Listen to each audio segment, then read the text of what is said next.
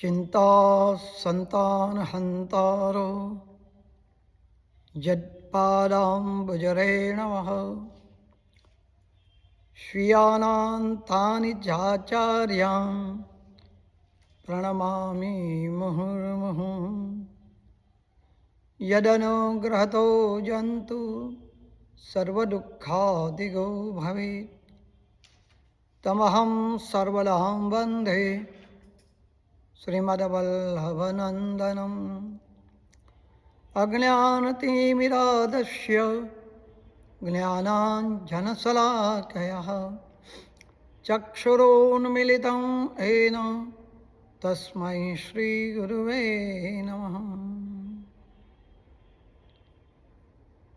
नमामि हृदये शेषे लीलाक्षीराब्धिशायिनं लक्ष्मीसहस्रलीलाभिः सेव्यमानं कलानिधिं चतुर्विश्च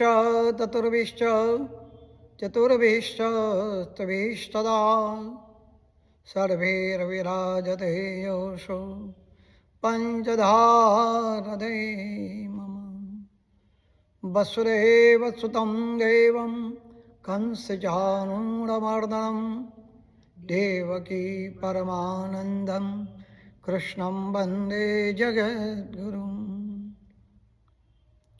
बर्हापीडं नटवरवपुः कर्णयो कर्णिकारं बिभ्रद्वांशकनकपिशं वैजयन्ती च मालां रत्नारवेणुरथसुदया पूरयन् गोपवृन्दे वृन्दारण्यं सबलरमणं प्राविशद्वीतकीर्तिः सच्चिदानन्दरूपाय विष्णोत्पत्त्यादिहेतवे तापत्रय विनाशाय श्रीकृष्णाय वयं नमः। नारायणं नमस्कृत्यं नरं चैव नरोत्तमं देवी सरस्वती व्यासं ततो जयमुदीरये। बोलो श्री कृष्ण कन्हैयालाल की जय। पुरुषोत्तम भगवान की जय। श्री द्वारिकाधीश की जय।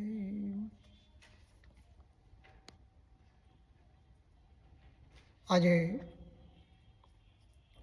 पुरुषोत्तम मासમાં ભક્તિનો વાથો બાંધવાને માટે આપણે એકત્ર થયા છે.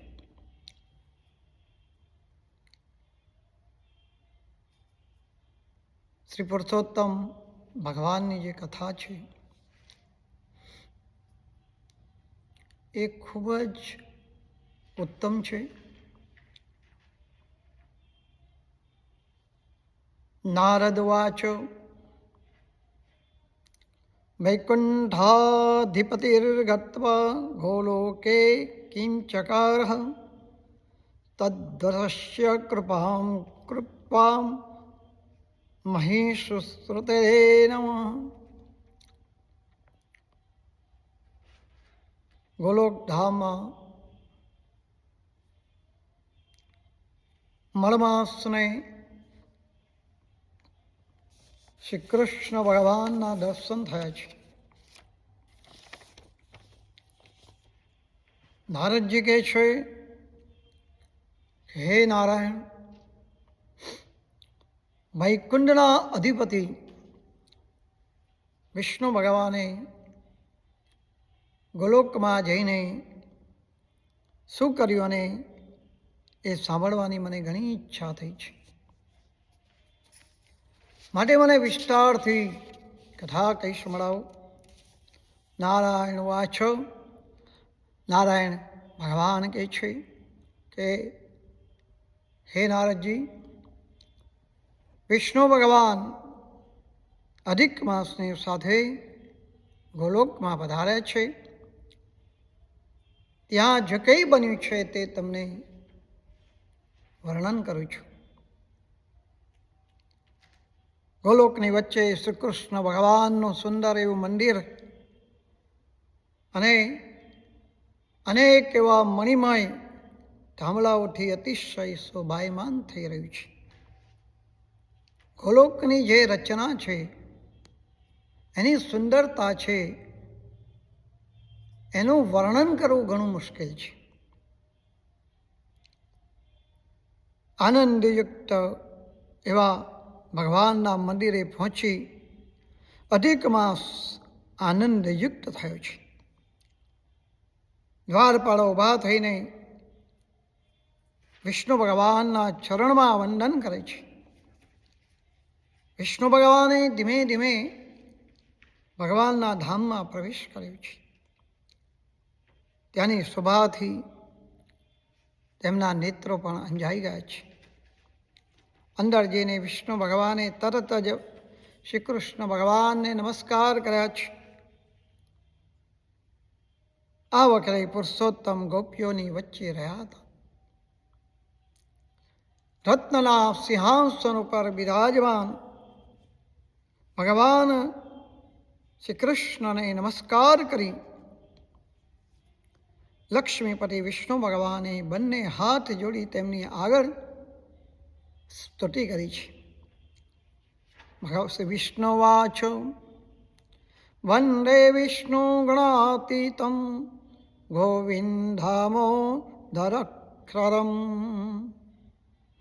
અવ્યક્તમવ્યક્તમ ગોપવેશ વિધાયનમ. શ્રી વિષ્ણુ ભગવાન કહે છે કે વ્યાપક ગુણોથી પણ પર એક અવિનાશી ગોવાળનો વેશ ધારણ કરનાર આપ ગોવિંદને હું નમસ્કાર કરું છું. આપ કિશોર વયના છો ત્યારે જે લીલા કરી હતી, ગોપીઓના પતિ બનીને મનોહર નવા મેઘ વચ્ચે રાસ મંડળમાં તમે રહ્યા છો. પીળા પિતાંબરથી તમે અત્યંત પ્રકાશી રહ્યા છો. આપની સુંદર આકૃતિ ત્રણેય ઠેકાણે વાંકી ઉભેલી જણાય છે. આપ રાસના ઈશ્વર માટે તમને રાસેશ્વર પણ કહેવામાં આવે છે.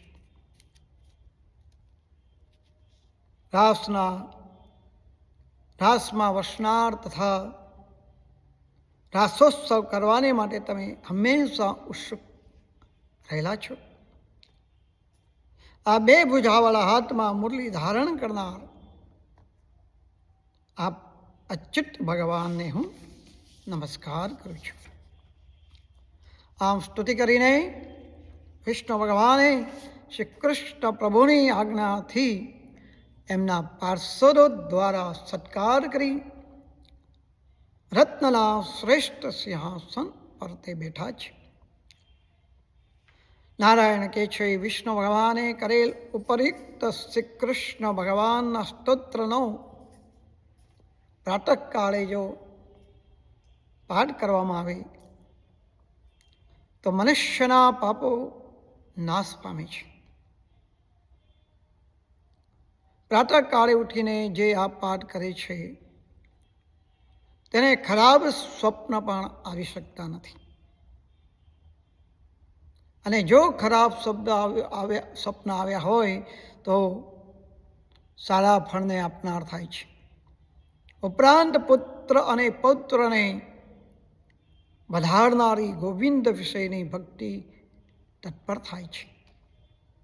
અપકીર્તિનો નાશ થાય છે અને લાંબાકાળ સુધી એ સત્કીર્તિને પામે છે. ઇતિ વિષ્ણુ કૃતમ સ્તોત્રમ પ્રાતરુત્થાય પઠેત. પ્રાતઃકાળે આ પ્રમાણે વિષ્ણુ ભગવાનના સ્મરણનો જે પાઠ છે, સ્તોત્રનો પાઠ છે, અવશ્ય કરવો. વિષ્ણુ ભગવાને ત્યાં બેઠા અને પછી અધિક માસને શ્રી કૃષ્ણના ચરણ કમળનું નમન કરાવ્યું છે. આ વખતે શ્રી કૃષ્ણની આગળ ધ્રુજી રહ્યો હતો તે વખતે શ્રી કૃષ્ણ ભગવાને એ મળમાં ત્યાં વિષ્ણુ ભગવાનને પ્રશ્ન કર્યો છે, આ કોણ છે, અહીં શા માટે આવ્યો છે, કેવી રીતે આવ્યો છે, કેમ તે રુદન કહેતા રડે છે. આ લોકો ગોલોકમાં જઈને પણ કોઈ પણ એને દુઃખ હોતું નથી, તેમ છતાંય આ ગોલોકમાં આવીને તે કેમ વિલાપ કરે છે. સ્વપ્નમાં પણ તેઓ ખરાબ સંબંધવાળી દુઃખની વાત પણ સાંભળતા નથી, છતાં પણ હે વિષ્ણુ, મારી આગળ આ દુઃખયુક્ત હોઈને કેમ ઊભો છે અને આંખમાંથી આંસુ કેમ નીકળે છે. નારાયણ વાચ નારદજી કહે છે, નારાયણ વાચ નારાયણ કહે છે, નવા મેઘ મંડળ જેવા મનોહર શ્રી કૃષ્ણનું વચન સાંભળી સિંહાસન પરથી એકદમ ઊભા થઈને વિષ્ણુ ભગવાને મળમાસનું સમગ્ર એવું દુઃખ તેની આગળ કહેવા મળ્યું છે. શ્રી વિષ્ણુ વાચો કે હે વૃંદાવને ચંદ્ર સમાન શ્રી કૃષ્ણ ભગવાન મુરલીને ધારનાર અને આપણી સમક્ષ આ અધિક માસ એનું જે દુઃખ છે અને તે તમને કહું છું. આ જ કારણથી આને લઈને હું અહીંયા આવ્યો છું, કેમ કે આનો કોઈ સ્વામી નથી. આપ આના તીવ્ર દુઃખરૂપ દાવાનળને દૂર કરો, એના તાપને દૂર કરો. અધિક માસ છે, સૂર્યનો પ્રવેશ આનાથી દૂર રહે છે, સૂર્યનો પ્રકાશ પણ દૂર રહે છે. એવી આ મલિન હોય સર્વકાળે શુભ કામમાં અયોગ્ય ગણાય છે. સ્વામી રહિત આ મળમાસમાં પુણ્ય નિમિત્તે સ્નાન કે દાન કરવું ન જોઈએ. આમ સમજીને સ્વામી વર્ગ સહિત સર્વ વનસ્પતિ અને લતાઓ વગેરે 12 મહિનાઓએ આને તિરસ્કાર કર્યો છે, આનો તિરસ્કાર કર્યો છે. આવા દુઃખયુક્ત અગ્નિથી આ બળી રહ્યો છે અને મરવાને માટે યોગ્ય થયો છે, મરવાને માટે તૈયાર થયું છે. પાછળથી બીજા કોઈ દયાળુએ આને પ્રેરણા કરી અને તેથી આ મારી શરણે આવે છે અને તે ધ્રુજી રહ્યો છે. પોતાનું સર્વ દુઃખ ખુલ્લી રીતે એણે મને જણાવ્યું છે. ખરેખર આનું દુઃખ ઘણા છે. આપ વિના એને દૂર કરવાની માટે કોઈ યોગ્ય નથી અને આ કારણથી હું આ નિરાશ્રિતને લઈને આપની પાસે આવી છું. આપ પારકું દુઃખ સહન કરી શકતા નથી એમ વેદ જાણનારાઓ કહે છે. આથી કૃપા કરીને આપ આને દુઃખ રહિત તથા આનંદયુક્ત કરો. આપના ચરણ કમળને શરણે આવેલો કોઈ પણ પ્રાણી કદી પણ શોક કરતો નથી, આવો વેદવેત્તાઓ કહે છે. હે જગતપતે, આ વચન કેમ મિથ્યા થાય? મારા માટે પણ આપે આનું દુઃખ દૂર કરવું જોઈએ.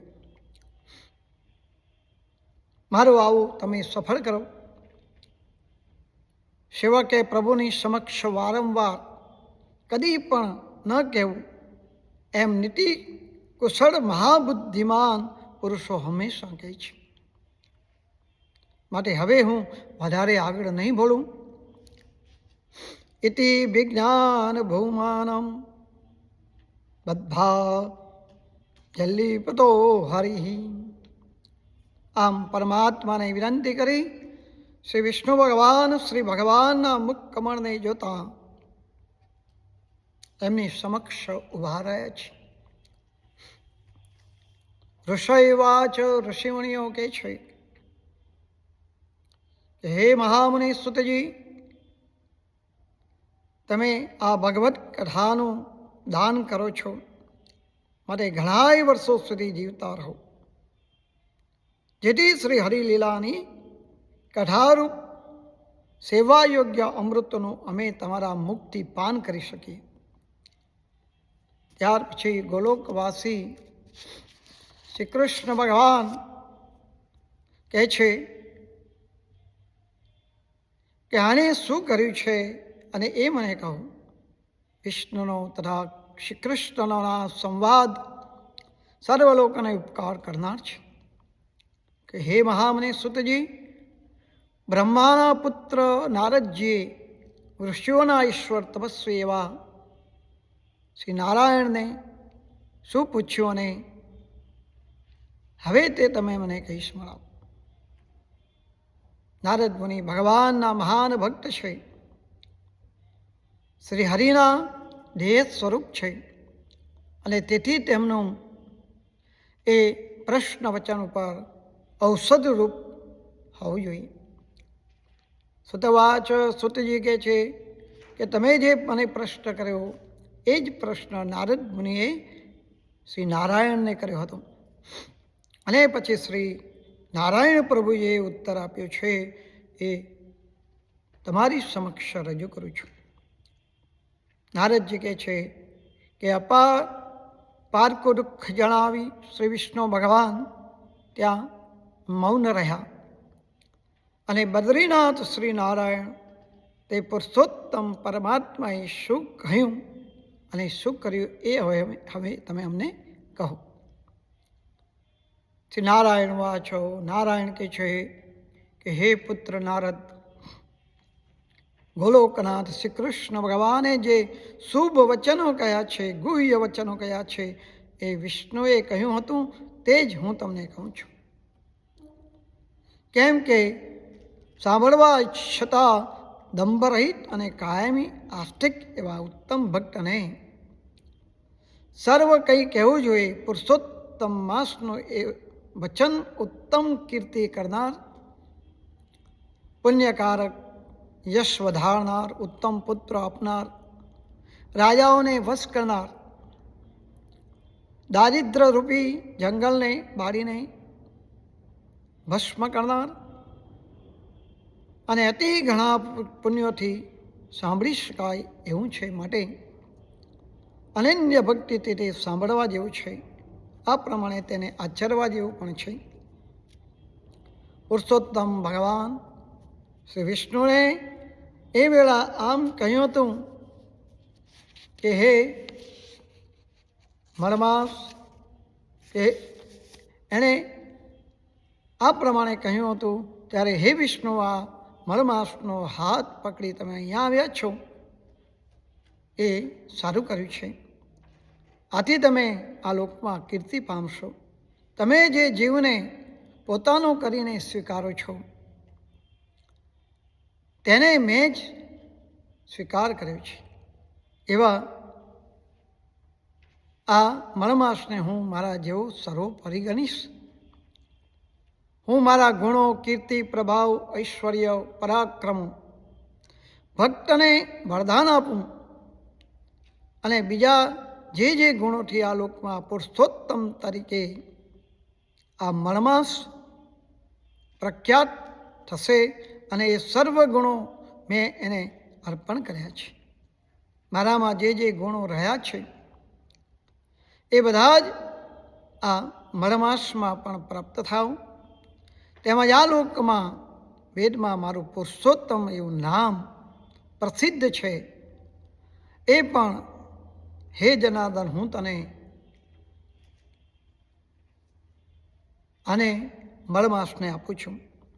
અને હે મધુસૂદન, આનો સ્વામી પણ આજથી હું જ થયો છું અને આના નામથી આખું જગત પવિત્ર થશે અને મારી સમાનતા પામી આ મહિનો બીજા બધા મહિનાઓમાં અધિક રહેશે, એટલે અધિપતિ ગણાશે.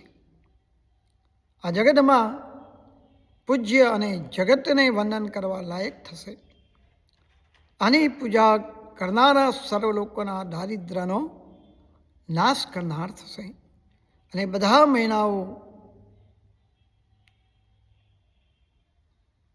કામવાળા છે, પણ આને હું નિષ્કામ કર્મ કહું છું.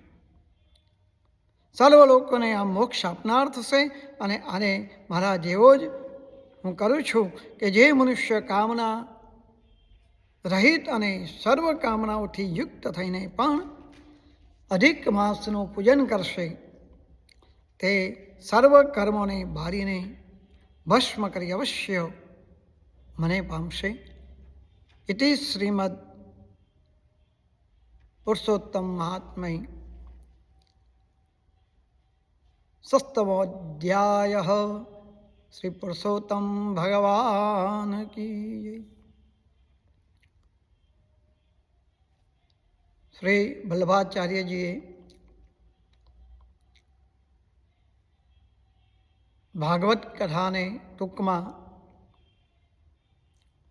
પુરુષોત્તમ સહસ્ર નામે પ્રસિદ્ધ કર્યું છે. વલ્લભાચાર્યજીને શ્રીમદ ભાગવતનો પાઠ કરીને તેમને ભોજન લેવાનો નિયમ હતો અને તેમાં અનેક એવી ક્ષતિઓ થાય, પણ મનમાં વિચાર કર્યો કે આ ગ્રંથને સંક્ષિપ્તમાં રચી અને શ્રી પુરુષોત્તમ સહસ્રનામ તરીકે રચ્યો અને 12 સ્કંદનું વિવરણ તેમાં આવ્યું અને તેથી આ ભાગવતનો પાઠ કરી વિષ્ણુ પુરુષોત્તમ સહસ્ર નામનો પાઠ કરી શ્રી વલ્લભાચાર્યજી ભોજન કરતા હતા. એટલે આ પુરુષોત્તમ માસ ચાલી રહ્યો છે. બને તો પુરુષોત્તમ સહસ્ર નામનો પાઠ કરવો અને બને તો પુરુષોત્તમ સહસ્ર નામના મંત્રનો નામનો જાપ કરવાથી આપણને પુરુષોત્તમ વ્રત કર્યાનું સફળ એવું ફળ પ્રાપ્ત થાય છે. હવે અમૃત ધારામાં આપણે આગળ વધીએ. તુલસી દયાન છાણી. એક નગરમાં ધનપ્રસાદ નામે એક વિપ્ર કહેતા બ્રાહ્મણ રહેતો હતો. નામ તો એનો ખૂબ જ સુંદર હતું, રૂપાળું હતું, પણ નામ પ્રમાણે એનામાં કોઈ ગુણ હતા નહીં. ધનથી દુઃખી હતો અને વસ્તાર પણ ઘણો હતો. બધાયનું પૂરું કરતા આ બ્રાહ્મણને નવનીજા થતા હતા. ક્યારેય તેને સુધું ન મળતું અને કંઈક કામ પણ ન મળતું ત્યારે ઘરમાં નાના મોટા સર્વને ભૂખે રહેવું પડતું હતું અને ભૂખે સૂવું પડતું હતું. અને બાળકો તો બૂમાબૂમ કરીને આખું ગામ ગજવી મૂકતા હતા. જ્યારે ધનપ્રસાદને લાગ્યું કે હવે પોતે ઘરનું ગુજરાન ચલાવી શકે એમ નથી, ત્યારે કંટાળીને તેણે જંગલમાં જવાનો વિચાર કર્યો છે. વિચાર કરી રાત્રે બધા જ્યારે સૂતા હતા ત્યારે ઘરની બહાર નીકળી અને જંગલમાં જતો રહ્યો છે.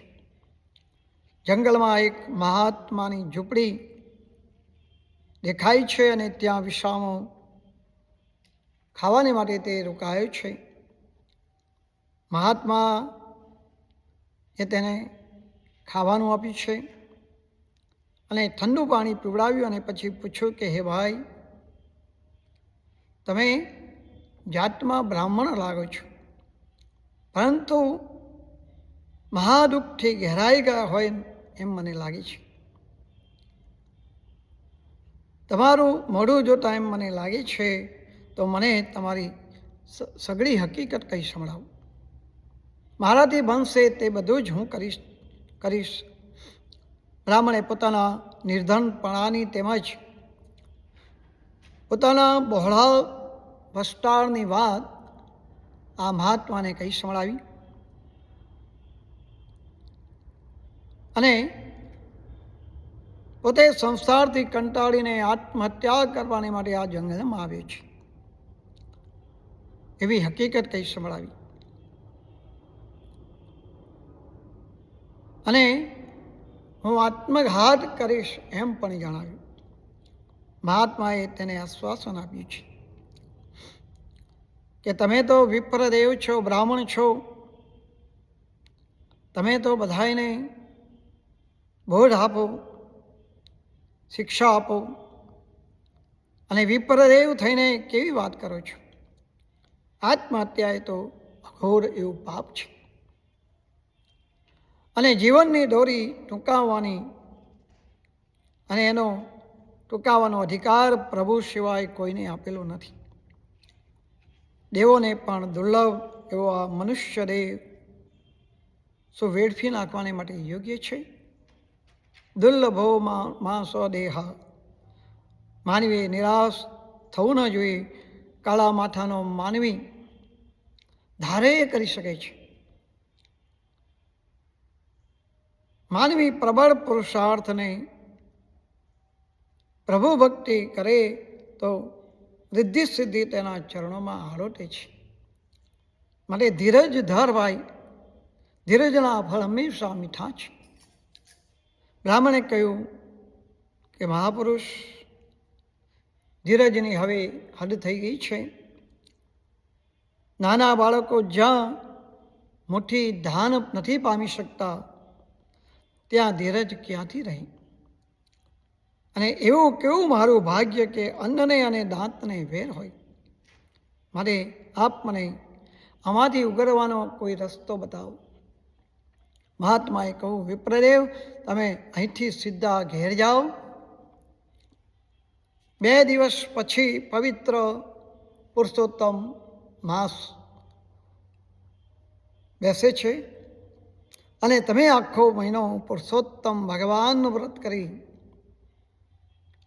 અધિક માસ પૂર્ણ થતા સુધી રોજ તમે સૂર્યોદય પહેલાં નદીએ જઈને સ્નાન કરો, કથા વાર્તા સાંભળી યથાશક્તિ દાન કરવું, તેમજ એક ટાણું કરવું.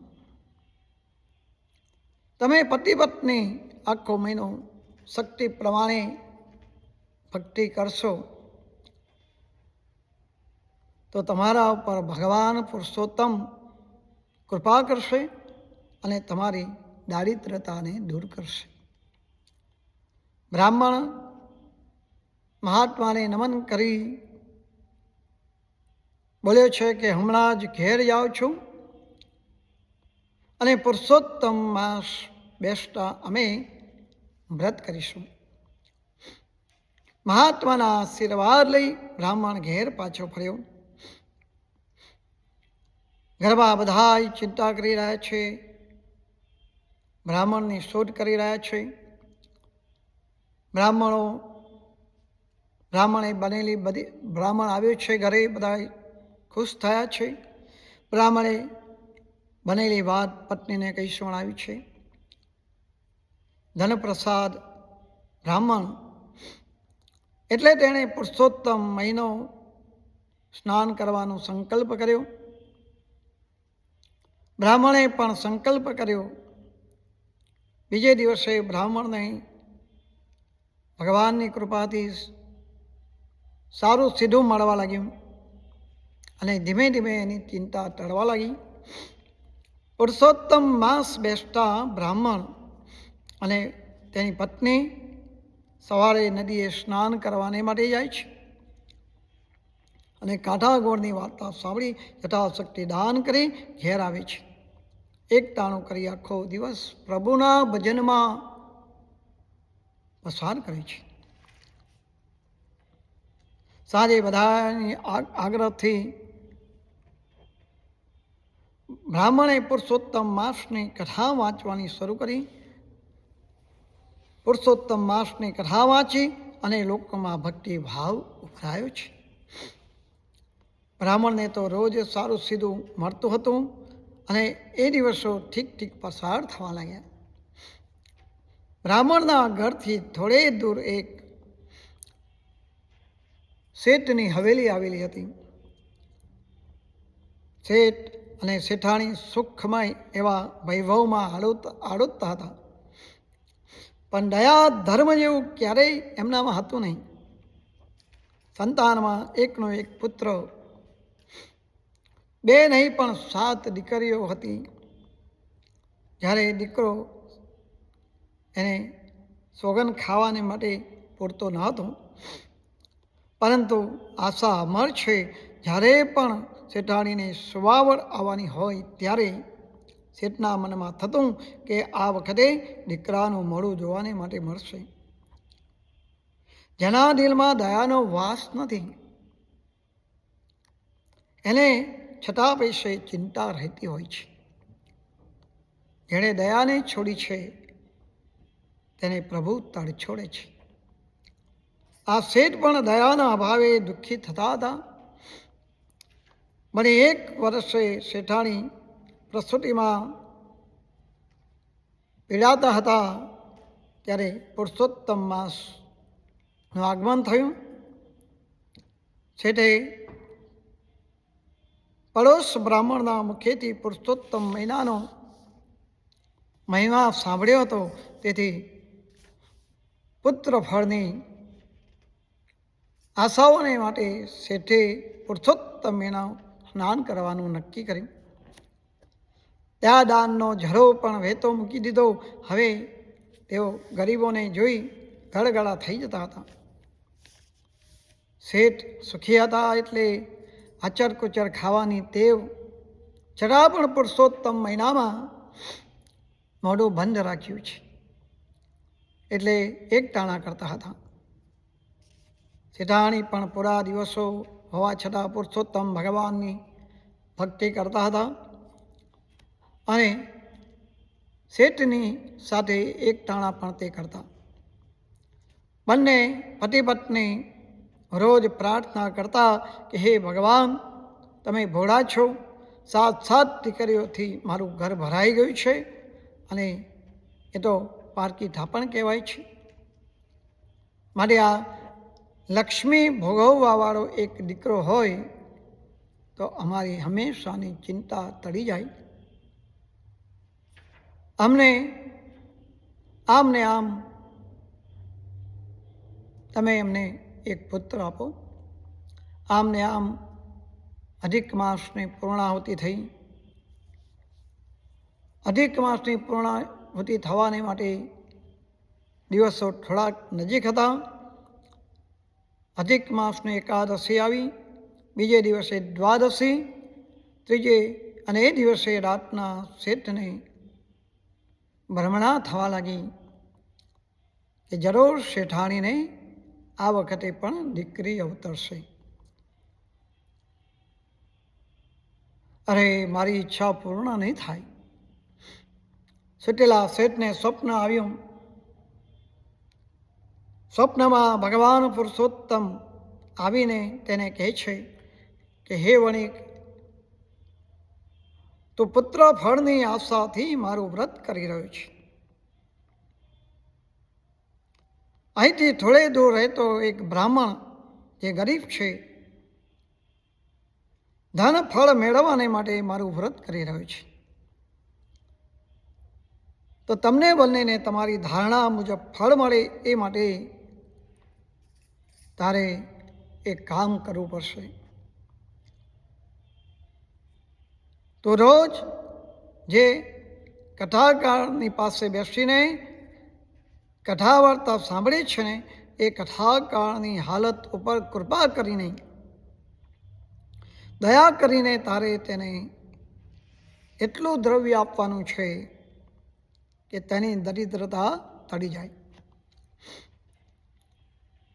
જ્યાં આજે સૂર્યોદય થતાં પહેલાં તારી પત્ની પુત્રને જન્મ આપશે અને એ પુત્રની ભારોભાર સુનામો તોડીને એ કથાકાર એવા બ્રાહ્મણને આપજે કે જેથી તેની ગરીબી દૂર થાય અને તારા દીકરાની ખોટ પૂર્ણ થાય. સુવર્ણ દાનના પ્રતાપે દિવસે દિવસે તારી ચડતી કળા થશે અને તારું કલ્યાણ થશે. આટલું કહીને પુરુષોત્તમ ભગવાન ત્યાંથી અંતર ધ્યાન થઈ ગયા. સ્વપ્ન સરી જતા શેઠ જાગી ગયા. તેમના હરખનો પાર ન હતો, કારણ કે પુરુષોત્તમ ભગવાને તેને સ્વપ્નમાં દર્શન આપ્યા હતા. હજુ સૂર્યોદય થવાની વાર હતી. શેઠ પ્રભુનું રટણ કરવા લાગ્યા છે. કેટલીક વાર એક દાયણ હરખ માગતી શેઠના ઓરડામાં આવી છે અને વધામણી આપી છે, શેઠજી, ગાદી ઉપર બેસનારનો જન્મ થયો છે. પાટલા બાજટ જમનાર તમારે ઘેર આવ્યો છે. પાઘડીનો બાંધનાર પણ આવ્યો છે. કુળનો ઉજાડનાર કુળદીપક તમારે ત્યાં આવ્યો છે. લાવો, મને આપો ઇનામ. શેઠે પોતાની આંગળીએ પહેરેલી સોનાની વીંટી દાયણને ભેટમાં આપી અને ચટ નહીં પરવારીને ભગવાનની ભક્તિ કરીને 5.25 મણ સાકર લઈ અને તે આવ્યા છે અને અનાજના કોઠળા લઈ આવ્યા, વસ્ત્રો લઈ આવ્યા અને પછી સાકર વેચી બાદ અન્ન વસ્ત્રનું દાન કર્યું.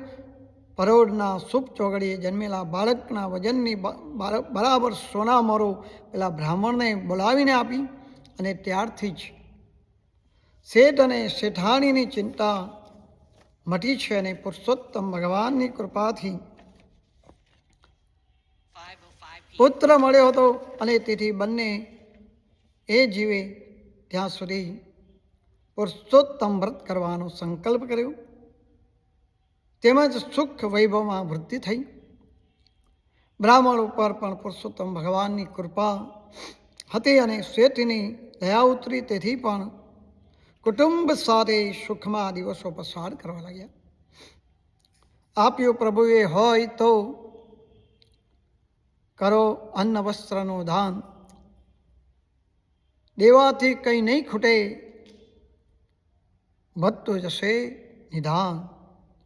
હે પુરુષોત્તમ ભગવાન, તમે જેવા રંક અને રાય એવા બ્રાહ્મણને